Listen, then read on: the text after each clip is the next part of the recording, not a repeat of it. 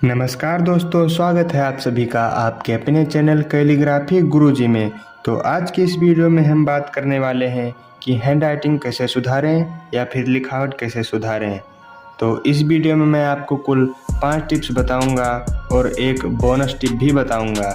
जो वीडियो को लास्ट तक देखेगा उसी को बोनस टिप पता चलेगी और बोनस टिप बहुत ही इम्पोर्टेंट है। तो इसीलिए हमारे साथ वीडियो में अंत तक बने रहिए।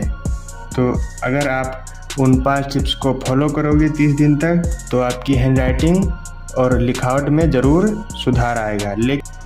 लेकिन सिर्फ हैंड राइटिंग की वीडियो देख लेने से आपकी हैंड राइटिंग अच्छी नहीं हो जाएगी। एक पेन और कॉपी लेकर हमारे साथ बैठिए और जो जो टिप्स मैं बताऊंगा आप उनको एक कॉपी में लिखिए और उनको फॉलो करिए। इसी से आपकी हैंड राइटिंग अच्छी होगी। सिर्फ वीडियो देख लेने से हैंड राइटिंग अच्छी नहीं होती है, आपको सभी टिप्स को फॉलो भी करना पड़ेगा। तो वीडियो में आगे बढ़ने से पहले अगर चैनल पर नए हैं और चैनल को सब्सक्राइब नहीं किया अभी तक तो सब्सक्राइब वाले बटन को दबाएं और बगल में बने घंटी को ऑल पर सेट कर दें, जिससे आपको हमारी हर वीडियो की नोटिफिकेशन मिलती रहेगी। तो अब हम बढ़ते हैं अपने टिप नंबर 1 की ओर। तो टिप नंबर 1 है हमारी प्रैक्टिस सुलेख बुक डेली। आपको कम से कम 10 से 15 मिनट सुलेख बुक की प्रैक्टिस रोज़ करनी है। इंग्लिश में आपको अल्फ़ाबेट्स लिखने हैं और हिंदी में आपको आ से ज्ञा तक वर्णमाला सुलेख में चढ़ानी है। अब कई लोग पूछेंगे कि सुलेख बुक में चढ़ाने से क्या होगा, तो मैं आपकी जानकारी के लिए बता दूं कि सुलेख बुक में अल्फ़ाबेट्स को सिर्फ चढ़ाने से ही आपकी हैंड राइटिंग और मात्राएं सुधरने लगती हैं।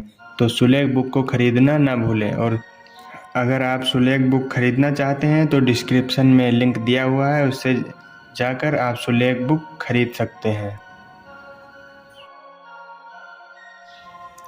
तो अब हम चलते हैं अपने टिप नंबर 2 की ओर। तो टिप नंबर 2 है हमारी प्रैक्टिस राइटिंग स्ट्रोक्स डेली। आपको कम से कम 10 से 15 मिनट राइटिंग स्ट्रोक्स की रोज़ प्रैक्टिस करनी है। लेकिन अब ये राइटिंग स्ट्रोक्स क्या है? तो राइटिंग स्ट्रोक्स में मतलब कुछ लाइनें जैसे कि सीधी लाइनें, तिरछी लाइनें और कुछ सर्कल जैसे कि पूरे सर्कल, आधे सर्कल, इन सब को हम राइटिंग स्ट्रोक्स कहते हैं। राइटिंग स्ट्रोक से होगा क्या, जैसे आप कोई अक्षर लिखे, आपने लिखा राजेश, अब इसमें देखिए ये काँप रहा है, बिल्कुल सारे अक्षर एकदम से काँप रहे हैं। तो अगर आप राइटिंग स्ट्रोक्स की प्रैक्टिस करेंगे तो ये जो लाइनें हैं ये काँपेंगी नहीं, एकदम सीधी बनेंगी, जिससे आपकी हैंड राइटिंग अच्छी दिखेगी। तो अब हम बढ़ते हैं अपनी टिप नंबर 3 की ओर। तो टिप नंबर 3 है हमारी राइट अल्फ़ाबेट्स डेली। आपको कम से कम 10 से 15 मिनट रोज़ इंग्लिश अल्फ़ाबेट्स ए से लेकर जेड तक और हिंदी वर्णमाला में आ से लेकर ज्ञा तक बड़े बड़े अक्षरों में लिखना है। कैसे लिखना है वो मैं आपको लिखकर बता दे रहा हूँ। जो ये 2 लाइनें दिख रही हैं, ये वाली और ये वाली, इन दोनों लाइनों में टच करके आपको हर एक अक्षर लिखना है और ऐसे लिखना है कि इससे बाहर एक भी अक्षर ना जाए। इसमें बड़े बड़े अक्षरों में पूरी लाइन में आपको लिखना है। आपको इसी प्रकार से लिखना है, ये दोनों लाइनों में टच करके लिखना है और ऐसे लिखना है कि एक भी अक्षर इन दोनों लाइनों के उस पार न जाए, दोनों लाइनों के बीच ही रहे। और हिंदी में आपको आ से लेकर ज्ञा तक वर्णमाला लिखनी है और इंग्लिश में आपको ए से लेकर जेड तक आपको अल्फ़ाबेट्स लिखने हैं। मैंने तो केवल समझाने के लिए एल तक ही लिखा है, लेकिन आपको पूरा लिखना है ए से लेकर जेड तक और हिंदी में आ से लेकर ज्ञा तक पूरा आपको लिखना है और रोज़। तो अब हम बढ़ते हैं अपने टिप नंबर 4 की ओर। तो टिप नंबर 4 है हमारी keep proper distance between words. इसका मतलब आपको हैंड राइटिंग लिखते समय अपने शब्दों के बीच कम से कम 1 उंगली जितना गैप रखना चाहिए। जैसे आपने लिखा अपनी हैंडराइटिंग और उसमें सभी शब्दों को सटा कर एक में लिख दिया तो आपकी हैंडराइटिंग की खिचड़ी बन जाएगी और उसमें एकदम घचपच हो जाएगा और आपकी हैंडराइटिंग देखने में बिल्कुल बेकार लगेगी। इसीलिए आपको अपने शब्दों और हर वर्ड्स के बीच कम से कम 1 उंगली जितना गैप रखना चाहिए। किस प्रकार गैप रखना है वो मैं आपको लिखकर बता दे रहा हूँ। जैसे आपने लिखा कोई शब्द श्याम, अब आपके इसके बाद आपको लिखना है कोई वर्ड, तो आपको ऐसे उंगली रखनी है और इस उंगली के इधर आपको वर्ड लिखना है, मतलब इतना गैप आपको हर वर्ड के बीच में रखना ही चाहिए। और फिर आपको जैसे कोई और वर्ड लिखना है तो आप उंगली रखिए और इतनी दूरी लीजिए और फिर यहाँ पर आप दूसरा वर्ड लिखिए।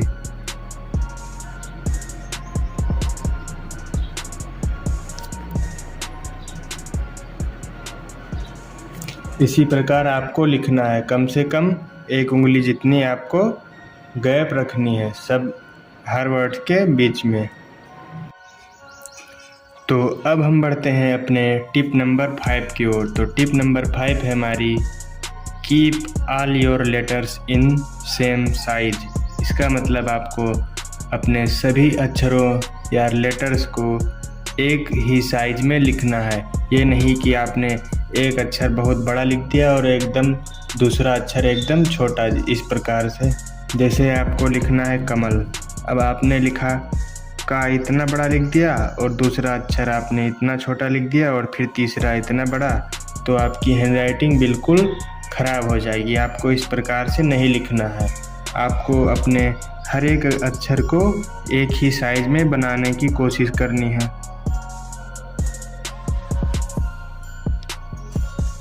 बिल्कुल इस प्रकार से। इसमें देखिए आपके हर एक अक्षर का और माँ और ला तीनों अक्षर आपस में बराबर साइज के हैं, तो ये देखने में अच्छा लग रहा है।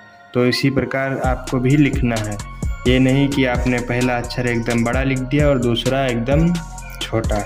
आपको हर एक अक्षर को बराबर साइज में लिखना है। तो इसे लिखने के लिए अगर आपके अक्षर एकदम छोटे बड़े या घट बड़े बन रहे हैं तो उसको सुधारने के लिए मैं आपको एक टिप बता रहा हूँ, उसको ध्यान से सुनिए। इसको सुधारने के लिए आप शुरुआत में क्या कर सकते हैं कि ये जो 2 लाइनें दिख रही हैं, इन दोनों लाइनों में टच करके हर एक शब्द लिखिए। इससे क्या होगा, हर एक शब्द बराबर बनेगा और जब हर एक शब्द बराबर बनेगा तो आपकी हैंडराइटिंग बिल्कुल अच्छी दिखेगी। किस प्रकार से, मैं लिखकर बता दे रहा हूँ। आपको इसी प्रकार से बड़े बड़े अक्षरों में लिखना है, जिस प्रकार मैंने लिखा है इसी प्रकार से। इससे क्या होगा कि आपके जो अक्षर एक साइज के नहीं बन रहे हैं, कोई अक्षर बड़ा कोई अक्षर छोटा बन रहा है, वो प्रॉब्लम दूर हो जाएगी। आपके सभी अक्षर बराबर बनेंगे। तो अब हम बढ़ते हैं अपने बोनस टिप की ओर। तो बोनस टिप है हमारी keep your headlines always straight. इसका मतलब क्या है कि आपको अपने अक्षरों के ऊपर जो सिरों रेखा बनाते हैं या शीर्ष रेखा बनाते हैं उसको हमेशा सीधा बनाना है और कंटिन्यूअस लाइन में बनाना है। इस प्रकार से नहीं बनाना है जैसे आपने लिखा कोई शब्द राम, अब राम के ऊपर आपको जो ये शीर्ष रेखा वो ऐसे डॉटेड लाइन में नहीं बनानी है। आपको शीर्ष रेखा को एकदम सीधा और कंटिन्यूअस लाइन में बनाना है, इस प्रकार से। इससे आपके शब्द और हैंडराइटिंग अच्छी दिखेगी।